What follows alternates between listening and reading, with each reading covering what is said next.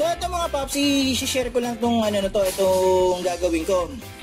Itong motor na to, mababa naman ang odo nito. Nagawa ko na lahat, yung mga basic lahat. Yung TV cleaning, FI cleaning, chinek ko yung TPS, chinek ko yung yung tawag rito, yung fuel injector. Kumbaga mga basic, all goods naman. Pero eto nagba-backfire to mga paps.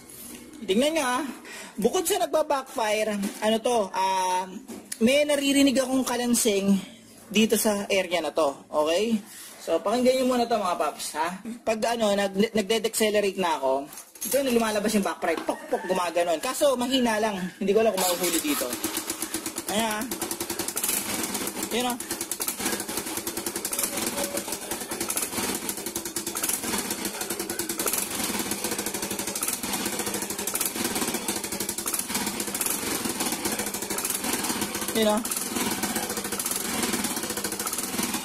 Tapos may nag-grind dito, pakinggan nyo. Hindi ko alam kung makukuha ko eh.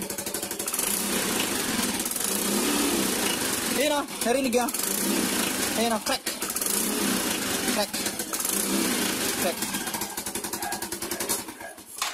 Hindi ko alam kung narinig nyo yun. Pero pag na ako, pagkatapos ko magpiga, biglang parang may naiiwan na backfire, pak, gumaganon. Tapos nun, pag ina-accelerate ko siya, meron siyang yung crack, gumaganon, crack.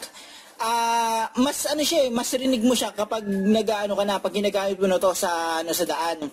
Yung tunog na yon, around 0 to 20, naririnig ko. Pero pag bumibilis na ako, nasa 30, 40, nawawala na siya. Okay? So ngayon, i-check natin tong exhaust. Ito yung suspecha ko mga paps eh. So mga paps, ganito, sa tingin ko, alam ko na yung problema. Yan. Tingnan nyo to. Pakita ko So bago ko baklasin yung pipe, naisipan ko, bubuksan ko to para lalo nating makita. Nung binuksan ko na tong front cover, yan, may mga, parang butas. Yan dito. So, tingnan natin. Tingnan natin kung may sisingaw dyan mga paps. Ayun. Dito.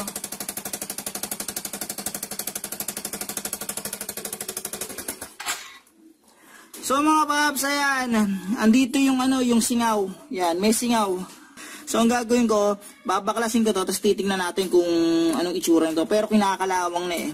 So ito mga paps, yan, ang gagawin ko, tatanggalin ko yung yung pinaka-bolt niya. Unahin muna natin itong bolt na to. Ito, yan, 12mm. So tanggalin natin yan.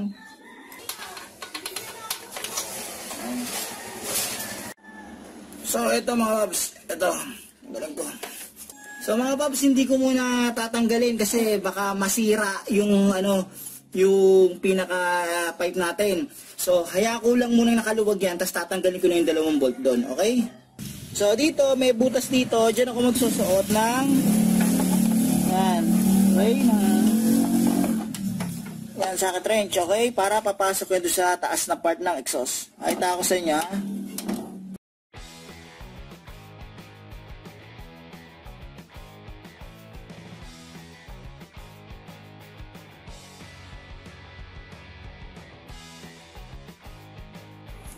So, yung dito naman mga paps, yan, yung naluwagan ko kanina. Okay? Yung dito, lalim. Alalayan nyo lang, tapos, galing nyo na. Yan. Okay. Yan. Ay, pusa. Kaya pala, naputol na. Ayan. Putol na mga paps. Ayan o. Ayan o.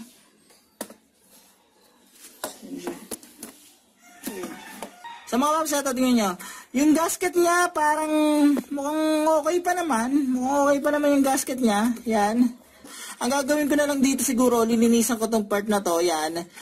Tapos, tignan natin yung gagawin natin doon sa pipe. Okay? So mga paps, ito na yung exhaust pipe natin. So nakita nyo naman yung pinagkakapitan, sira na. So kanina, may singaw lang na konti. Dito sa gilid yan. Tapos dito siguro sa baba. Na pakiramdaman ko na dito na may singaw. Yung tinatanggal ko, ayan, bumigay na talaga. Sobrang kalawang na nito mga paps. Ayan. Posible, ito rin naririnig ko na nagraratel. Siguro nakaganyan yan, gumaganon-ganon yan. Gumaganon. Gumaganon, gumaganon-ganon. So ito mga paps, yan. Nakakuha na ako ng stock na pipe. So ito yung nakikita niyo, ito yung yung second hand na stock, tapos ito yung luma. Kitang-kita niyo naman. Ito, panay kalawang na. Kung halimbawa lang na bumili kayo ng bagong ng unit ng Mio, ng i125, kung di ako nagkakamali ng Salty, ng Gear, yan. Ang suggestion ko mga paps, ito, i-try nyo ng ipa-paint yun to. I-paint nyo na to ng high temp paint. Kasi ako, nung binili ko to, tamad ako wala akong pakialam. Ang mahalaga lang sa akin ng time na yon, gamitin yung motor. Sinasabi ko sa sarili ko, next time ko na ayusin yan, hanggang hindi ko na naayos. So kitang-kita nyo naman nangyari, ayan napabayaan ko. Yung napagbilan ko nito, sinabi rin sa akin na napabayaan nyo yan. Yan ang kinalabasan. Yan yung dahilan kung bakit ako nagba-backfire.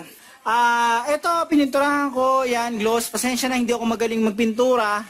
Pero ang goal ko dyan is mapinturahan to para kahit paano tumagal naman siya at hindi ganun kabilis kalawangin. So, yan ang i-priority nyo mga paps. Yan. So, okay mga paps, yan, ibabalik na natin to. Ngayon, yung mas maganda kung papalitan nyo rin yung exhaust gasket nyan. Sa akin, okay pa naman, kaya hindi ko napapalitan. Yan. So, ibabalik ko na to.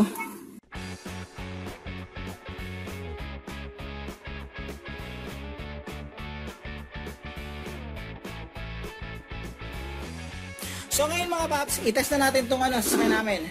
Okay, tingnan nyo Ayan.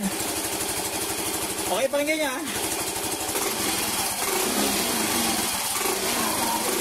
Okay. Swabing-swabe mga paps. Pwede nyo i-check dito yan.